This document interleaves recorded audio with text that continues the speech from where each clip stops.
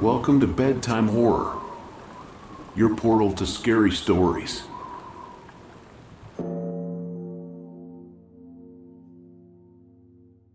It was a typical evening, and I was out on my DoorDash shift, delivering meals to customers across the city. The sun had just set, casting long shadows on the empty streets. Most nights, I enjoyed the peace and quiet, but this particular night would turn into a harrowing experience I'd never forget. I received an order for a delivery to a residential neighborhood that I was quite familiar with. It was a quiet area with well-maintained houses and tree-lined streets. As I approached the address, everything appeared normal. The house was well lit, and there were no signs of trouble. I parked my car and grabbed the customer's order, a bag filled with delicious-smelling food. I approached the front door, which had a dim porch light illuminating the way. I rang the doorbell and waited for a response. After a minute or so, the door slowly creaked open, revealing a man in his late 20s. He looked disheveled and had a nervous energy about him. I offered a polite greeting and handed over his order. He took the bag but didn't say a word, which struck me as odd. As I turned to leave, the man suddenly spoke up, his voice shaky. He claimed he had forgotten to add a tip on the DoorDash app and asked if I could wait while he retrieved some cash to tip me in person. Being understanding, I agreed to wait for a moment. The man disappeared back into his house, leaving me standing on his porch. I glanced around the neighborhood, trying to stay alert, and I couldn't help but feel that something was off. Minutes passed, and the man still hadn't returned. I began to grow suspicious, and a sinking feeling crept into my stomach. Just as I decided to leave and head back to my car, the front door swung open again. But this time it wasn't the customer who emerged. Two masked individuals rushed out, blocking my path to the car. They brandished weapons, a baseball bat and a knife. Panic coursed through my veins as they demanded my belongings and the cash I had earned from deliveries that night. I complied, handing over my phone, wallet, and the cash. The masked individuals then warned me not to report the incident to the police and fled into the darkness. Trembling and fearing for my safety, I watched them disappear before finally making my way back to my car. I immediately contacted the authorities and reported the robbery, providing them with as much information as I could remember about the incident. It was a night that shattered my sense of security while working as a DoorDash driver. From then on, I remained vigilant and cautious during every delivery, knowing that danger could lurk behind any door.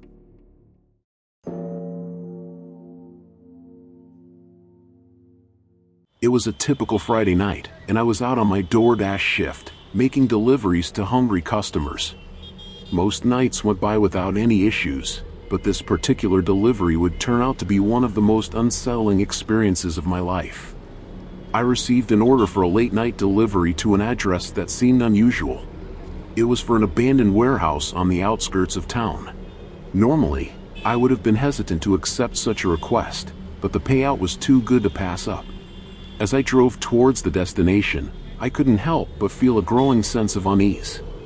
The area was dimly lit, with no signs of life around. The warehouse itself loomed in the distance, casting an eerie shadow over the desolate landscape. When I arrived at the warehouse, I noticed that the main entrance was boarded up. I double-checked the address, thinking there must be some mistake. But it was indeed the correct location. I cautiously approached the building, trying to make sense of the situation. As I stood there, contemplating what to do next, I heard a faint sound coming from inside the warehouse, a muffled voice, followed by a shuffling noise. It sent a chill down my spine. My instincts told me to leave immediately, but curiosity got the better of me. I cautiously pushed open a side door, and what I saw inside sent shockwaves through my body. There, in the dimly lit interior, I saw a group of masked individuals huddled together. They were gathered around a table covered with what appeared to be stacks of cash and various illicit substances.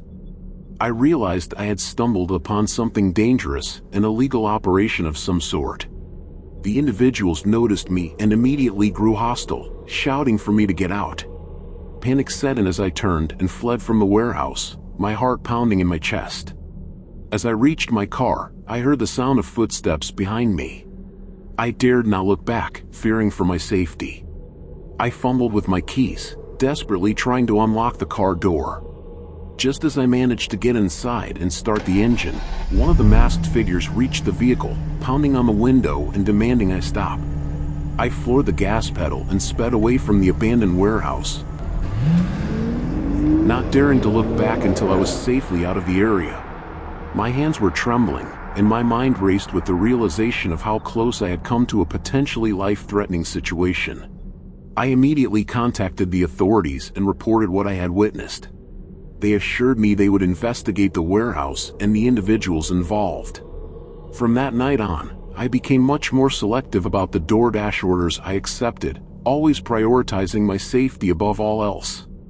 It was a chilling encounter that served as a stark reminder of the risks associated with the gig economy, and it left me with an unsettling feeling that would linger for a long time.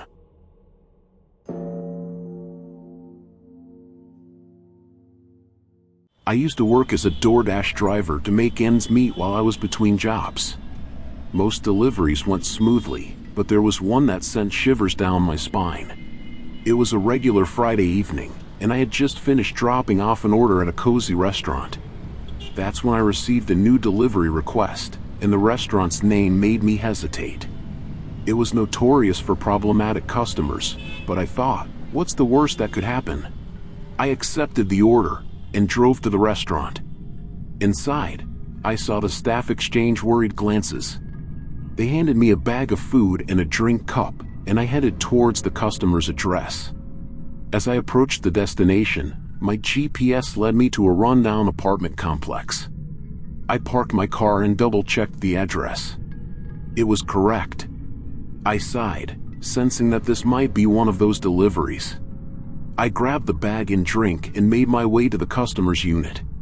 The apartment door opened, revealing a man who seemed to be in his late 40s. He looked disheveled and agitated, and I could tell this wouldn't be an ordinary drop-off.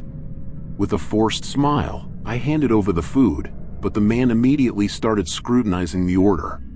"This isn't what I ordered," he barked, his voice dripping with anger. I quickly glanced at the receipt and the items. Everything seemed fine to me, but the customer insisted the order was wrong. My heart started racing as he grew increasingly hostile, raising his voice and making threats. I could feel my palms getting sweaty, and I knew I had to stay calm. I tried explaining that I had picked up the order exactly as it had been prepared in the restaurant, but he wouldn't listen. His angry tirade continued, and I began to feel unsafe.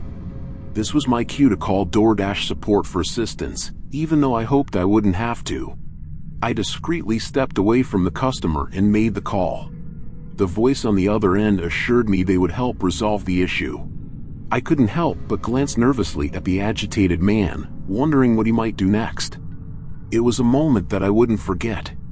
As I waited for DoorDash support to respond, the situation continued to escalate. The customer was now shouting and gesturing wildly, causing neighbors to peek out of their apartment doors to see what was happening. I felt trapped, holding onto the small glimmer of hope that support would intervene soon. Finally, after what felt like an eternity, I received a call back from DoorDash support. The agent reassured me that they were contacting the customer to resolve the issue. I sighed with relief, hoping that this would put an end to the hostile encounter. However, the man seemed to grow even angrier as he talked to the support agent. I could hear him shouting into the phone, demanding a refund and making baseless accusations about my intentions. It was a surreal and nerve-wracking experience, to say the least. Eventually, the customer abruptly ended the call and turned his attention back to me. His eyes were filled with rage, and he clenched his fists. It was clear that he had no intention of backing down, and I knew I had to get out of there as quickly as possible. I handed him the phone and pointed to the call log, showing that I had contacted DoorDash support. He glared at me, then back at the phone, and I took that moment to make my exit.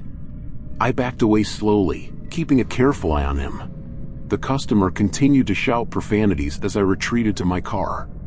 Once safely inside my vehicle, I locked the doors and drove away, my heart still pounding. The whole ordeal had left me shaken, and I couldn't help but think about what could have happened if the situation had escalated any further. I reported the incident to DoorDash and was assured that they would investigate the customer's behavior. But that experience served as a stark reminder that even the seemingly routine job of a food delivery driver can take a terrifying turn when dealing with unpredictable and aggressive individuals. I finished my shift that night with a newfound appreciation for the importance of safety protocols and the support provided by DoorDash. It was a chilling encounter that I would never forget, and it made me more cautious during my future deliveries.